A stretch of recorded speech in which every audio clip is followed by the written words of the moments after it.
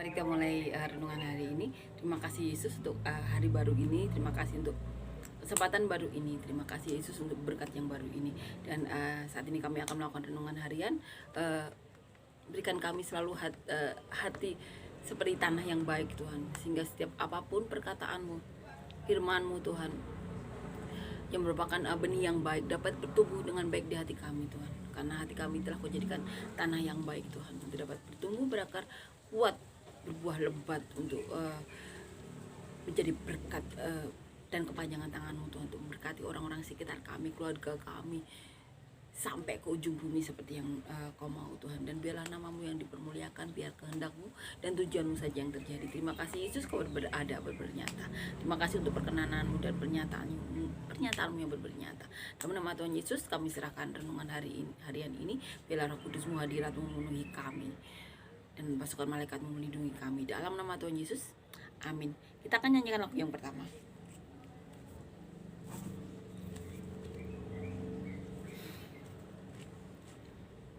Besar dan ajaiblah. Besar dan ajaiblah karya-Mu, adil dan benarlah jalan-Mu, Raja segala bangsa yang maha kuasa, mulia namamu, layaklah segala bangsa sujud kepadamu,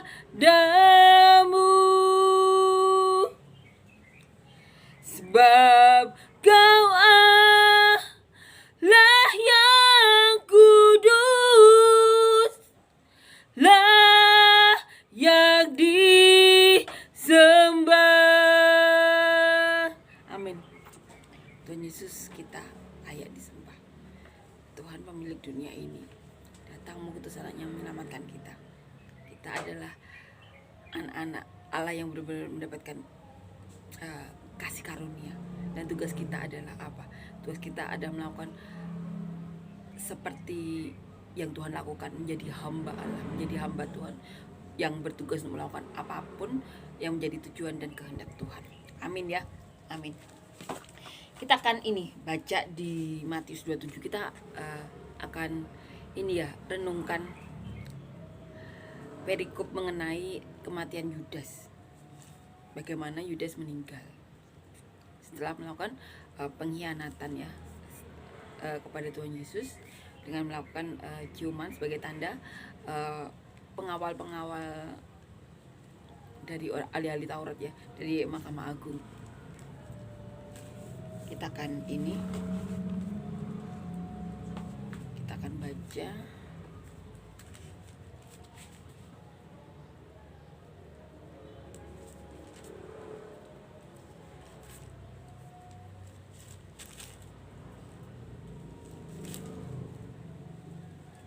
judul perikopnya. Yesus diserahkan kepada Pilatus, kematian Yudas. Jadi ada dua judul di satu perikop ini. Kita akan baca di Matius 27 ayat 1 sampai 10. Ketika hari mulai siang, semua imam kepala dan tua-tua bangsa Yahudi berkumpul dan mengambil keputusan untuk membunuh Yesus. Mereka membelenggu Dia, lalu membawanya dan menyerahkannya kepada Pilatus, wali negeri itu. Pada waktu Yudas yang menyerahkan Dia melihat bahwa Yesus telah dijatuhi hukuman mati, menyesallah ia. Lalu ia mengembalikan uang yang 30 perak itu kepada imam-imam kepala dan tua-tua dan berkata, "Aku telah berdosa karena menyerahkan darah orang yang tak bersalah." Tetapi jawab mereka, "Apa urusan kami dengan itu? Itu urusanmu sendiri." Maka ia pun melemparkan uang perak itu ke dalam bait suci, lalu pergi dari situ dan menggantung diri. Imam-imam kepala mengambil uang perak itu dan berkata, "Tidak diperbolehkan memasukkan uang ini ke dalam peti persembahan, sebab ini uang darah." Sesudah berunding mereka membeli dengan uang itu tanah yang disebut tanah tukang periuk untuk dijadikan tempat penguburan orang asing. Itulah sebabnya tanah itu sampai hari ini disebut tanah darah. Dengan demikian genaplah firman yang disampaikan oleh Nabi Yeremia. Mereka menerima 30 uang perak, yaitu harga yang ditetapkan untuk seorang yang menurut penilaian yang berlaku di antara orang Israel. Dan mereka memberikan uang itu untuk tanah tukang periuk seperti yang dipesankan Tuhan kepadaku. Ini perkataan Nabi Yeremia. Coba ya kita ini.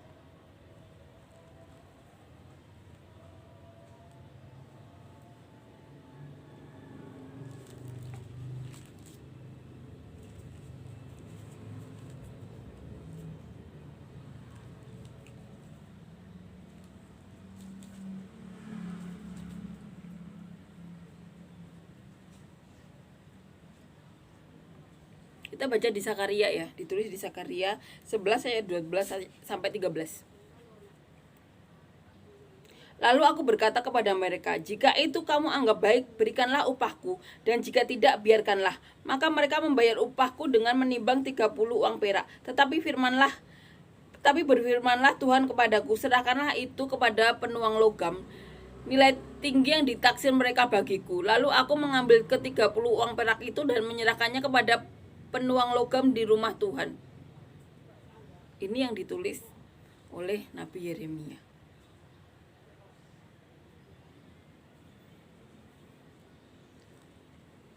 Jadi beginilah akhir kisah Yudas. Yudas menyerahkan Tuhan Yesus. Dan waktu menyerahkan Tuhan Yesus itu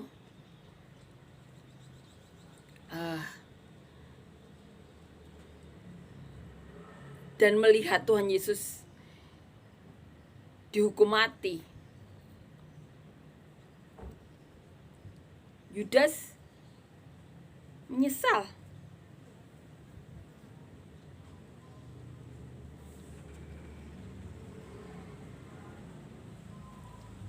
Lalu ia mengembalikan uang yang 30 perak itu kepada imam-imam kepala dan tua-tua. Dan berkata, aku telah berdosa karena menyerahkan darah orang yang tak bersalah. Ini yang dikatakan Yudas. Yudas tahu Tuhan Yesus tidak bersalah, tapi dia menyerahkan Tuhan Yesus untuk 30 perak. Yang saat itu memang harga manusia saat itu seharga itu ya.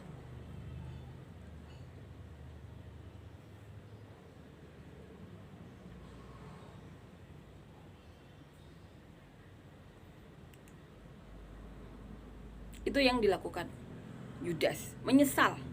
Dikatakan ini ya. Mereka menerima 30 uang perak, yaitu harga yang ditetapkan untuk seorang menurut penilaian yang berlaku di antara orang Israel. Yang berlaku saat itu di antara mereka. Yudas menyesal karena dia tahu Tuhan Yesus tidak bersalah. Tapi kenapa dia melakukan itu sebelumnya? Karena dia membiarkan dirinya dipengaruhi oleh niatnya jahat. Kalau Tuhan katakan itu iblis. Yudas menyesal karena tahu apa? Tuhan Yesus tidak bersalah. Karena apa? Karena Yudas itu menyertai Tuhan Yesus dan melihat semua mukjizat Tuhan Yesus, segala kebaikan yang Tuhan Yesus lakukan. Maka menyesallah Yudas. Karena Yudas merupakan saksi hidup semua hal yang dilakukan Tuhan Yesus. 5 roti 2 ikan, memberi makan 5.000, 4.000 orang. Orang buta bisa melihat, orang lumpuh berjalan, banyak mukjizat. Yudas menyaksikan itu semua, tapi Yudas membiarkan niatnya jahat masuk dalam hatinya. Keputusan sadar antara A atau B, antara baik atau jahat, Yudas membiarkan dirinya dipakai. Tuhan katakan niatnya jahat itu, Tuhan katakan itu iblis, dipakai iblis. Karena apa? Membiarkan dirinya dikuasai oleh niatnya tersebut. Karena dikatakan di sini Yudas menyesal. Kenapa menyesal? Karena tahu Tuhan Yesus tidak bersalah.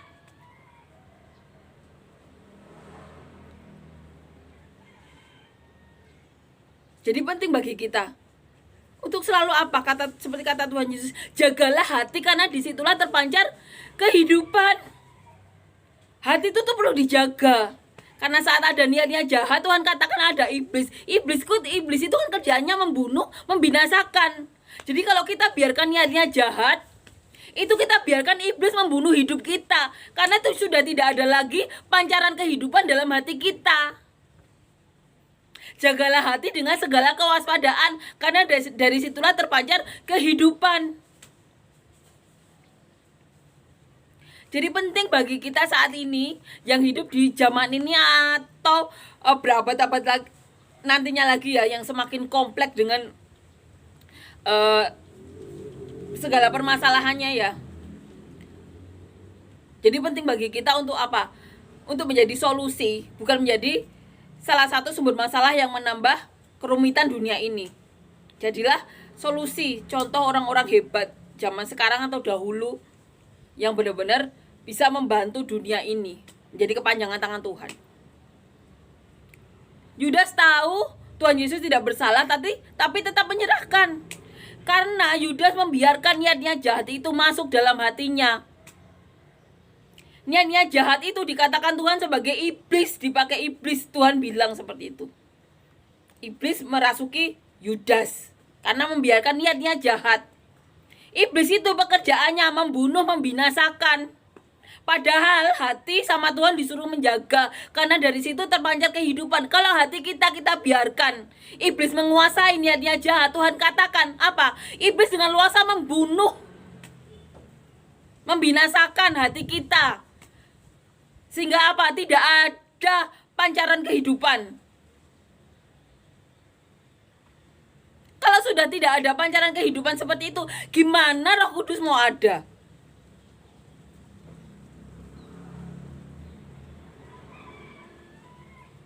Padahal kalau sudah tidak ada pancaran kehidupan lagi, berarti mati, tidak berbuah. Itu sama Tuhan sudah siapkan kapak. Kalau enggak penampi. Penting bagi kita seperti yang dikatakan Tuhan Yesus, jagalah hati dengan segala kewaspadaan. Agar apa? Agar tidak seperti Yudas. Jadilah seperti Petrus, melakukan kesalahan tapi menyesal, menjaga hatinya, kemudian membayar semua kesalahannya. Jadilah seperti itu.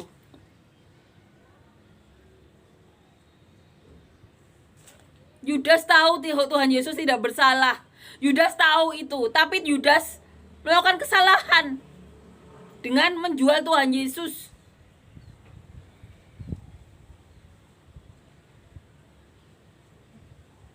Zaman sekarang banyak fitnah, banyak adu domba, karena hati mereka biarkan dikuasai iblis. Kalau Tuhan bilang itu iblis ya,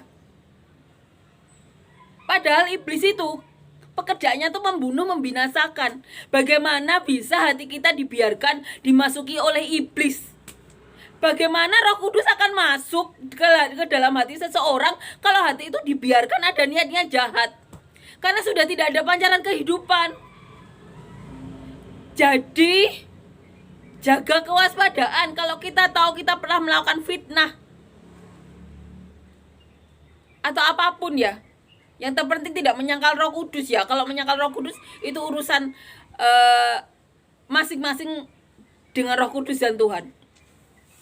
Kalau sudah melakukan itu, mari bertobat.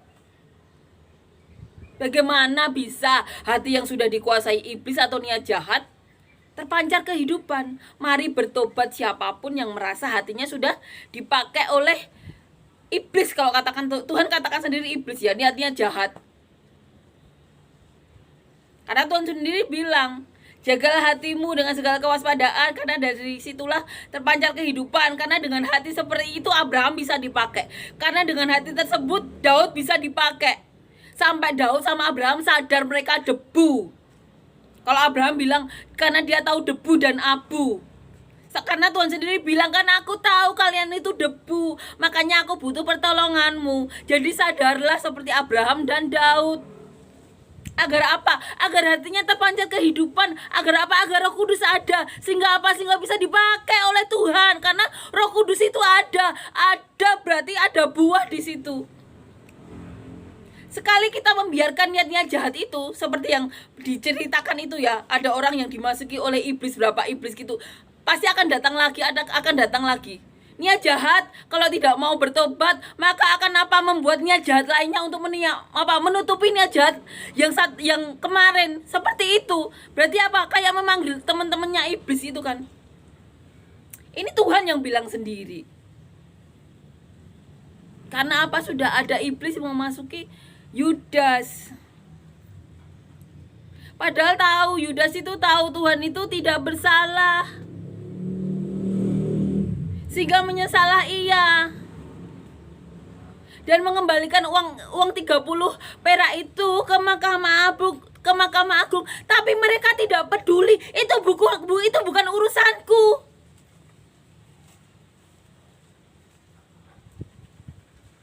Itu kalau urusan sama orang yang tidak ada Tuhan.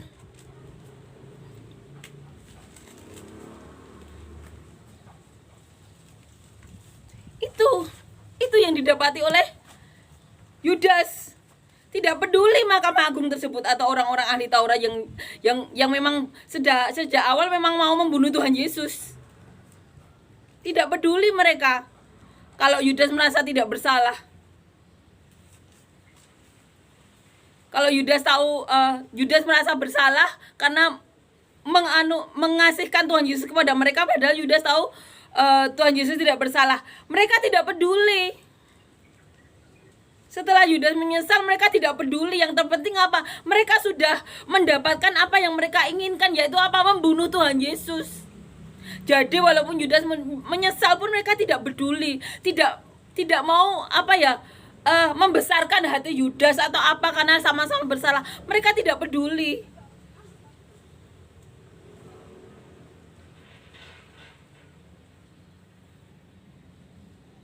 Kemudian Yudas melemparkan uang itu ke bait suci, lalu pergi dari situ dan menggantung diri. Ini akhir dari Yudas.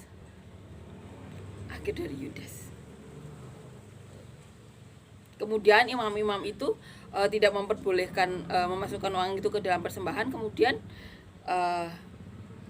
membeli tanah yang disebut tanah tukang periuk untuk dijadikan tempat penguburan orang asing.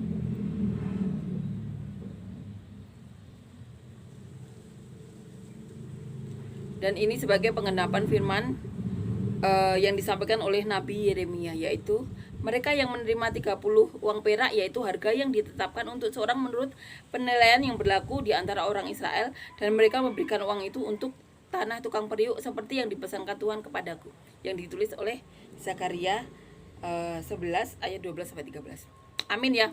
Ini benar-benar menguatkan kita. Jaga hati kita dengan segala kewaspadaan. Karena apa? Karena dari situ terpancar kehidupan. Bagaimana bisa orang-orang yang berniat jahat seperti Yudas, padahal sudah mengenal Tuhan Yesus, tapi karena ada niat jahat tersebut, maka iblis mempergunakan Yudas. Jadi kalau mau tidak dipergunakan oleh iblis, jangan ada niat jahat. Jangan ada niat jahat atau dengki atau apapun dalam hati kita kalau mau dipakai Tuhan. Bagaimana mungkin ada hati yang ada niat jahat dan dengki bisa dipakai Tuhan? Karena di situ tidak ada terpancar kehidupan, tidak ada Roh Kudus.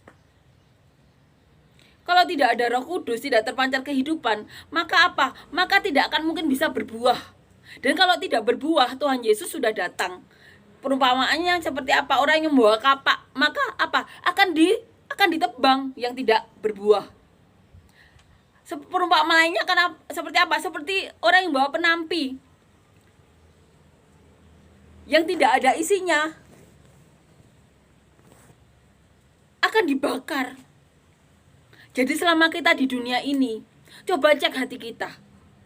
Adakah niat-niat jahat atau tidak baik dalam hati kita? Karena kalau ada niat jahat, tidak ada Roh Kudus. Karena apa? Karena iblis sudah bersemayam di situ. Padahal iblis apa kerjaannya? Membunuh dan membinasakan. Bagaimana sesuatu yang sudah binasa bisa ada Roh Kudus? Karena sudah ada niat jahat. Tidak mungkin Roh Kudus ada di situ. Jadi penting bagi kita untuk apa? Mengusir setan yang seperti katakan Tuhan Yesus ya. Segala hal yang bukan dari Tuhan. Untuk apa? Untuk agar Roh Kudus itu ada dalam diri kita. Karena segala hati yang waspada itu terpancar kehidupan. Dan kalau ada kehidupan di hati kita, ada Roh Kudus. Sehingga kita bisa berbuah bagi Tuhan. Amin ya. Ini benar-benar menguatkan kita. Menguatkan kita. Yang dilakukan Yudas adalah pelajaran bagi kita. Jadi apabila ada niat jahat apapun, buang. Jangan biarkan kita dipakai iblis. Karena iblis itu kerjanya membunuh, membinasakan. Dan kalau sudah binasa, bagaimana pancaran kehidupan itu ada di hati kita. Karena kita tidak waspada. Jagalah dengan segala kewaspadaan. Karena dari situ terpancar kehidupan. Amin ya, ini benar-benar menguatkan kita. Janganlah kita berlaku seperti Yudas yang tidak menjaga kewaspadaan untuk menjaga hati. Sehingga membiarkan dipakai iblis. Tidak mungkin hati yang ada niat jahat yang sudah dipakai iblis ada Roh Kudus. Pasti Roh Kudus pergi dari situ. Amin ya. Amin. Mari kita semua yang merasa seperti itu ya. Jangan ada penghakiman, langsung berdoa kepada Tuhan. Langsung minta penguatan.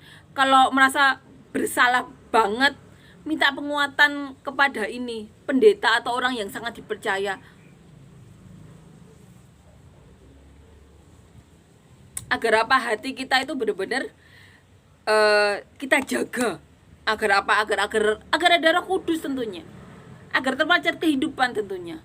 Agar apa? Agar kita berbuah, agar tidak ditebang atau ditampi oleh Tuhan. Amin ya. Kita akan nyanyikan lagu yang kedua. Ini benar-benar menguatkan kita ya. Tuhan itu benar-benar mengajarkan, memberi contoh itu benar-benar kita itu benar-benar bisa mengerti gitu apa yang dikatakan Tuhan. Tuhan itu benar-benar mengajarkan kita.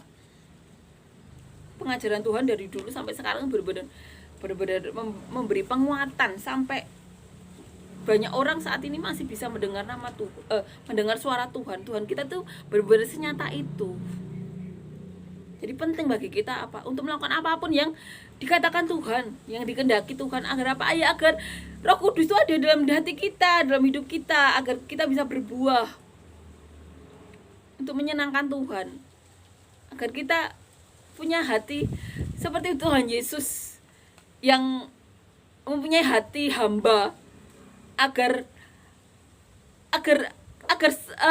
semua kehendak Tuhan dan tujuan Tuhan itu terjadi di muka bumi ini. Milikilah hati seperti Tuhan Yesus ya, yang benar-benar mau melakukan apapun menjadi kehendak dan tujuan dari Tuhan, dari Bapaknya. Kita akan nyanyikan lagu yang kedua. Mulia sembah Raja mulia. Mulia sembah Raja mulia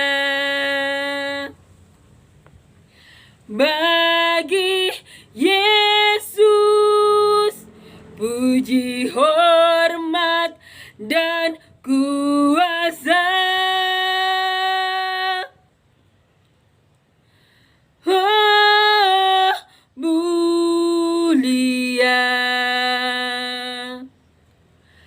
agung kerajaannya.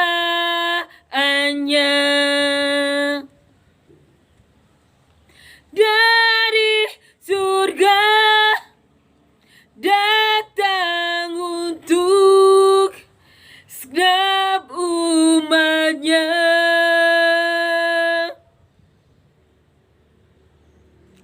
Dipuji, ditinggikan namanya Yesus.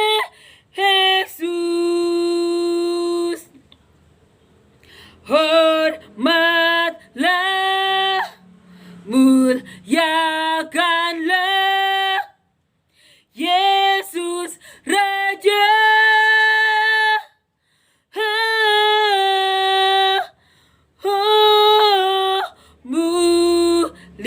Raja, sembah Raja mulia. Dia telah mati, dibangkitkan jadi Raja. Amin ya. Itulah Tuhan kita. Puji syukur ya, kita benar-benar memiliki Tuhan Yesus. Benar-benar puji syukur, benar-benar besar kasih karunia Tuhan pada kita. Amin ya. Terima kasih Yesus untuk semua hal yang telah Kau lakukan dalam hidup kami. Terima kasih Yesus untuk setiap perkataan-Mu Tuhan dalam kitab suci ini yang benar-benar menguatkan, mengajarkan kami Tuhan, benar-benar memberikan kami penerangan Tuhan untuk melakukan apapun yang menjadi kehendak-Mu Tuhan. Terima kasih Yesus, terima kasih Tuhan. Terima kasih Yesus, terima kasih Tuhan.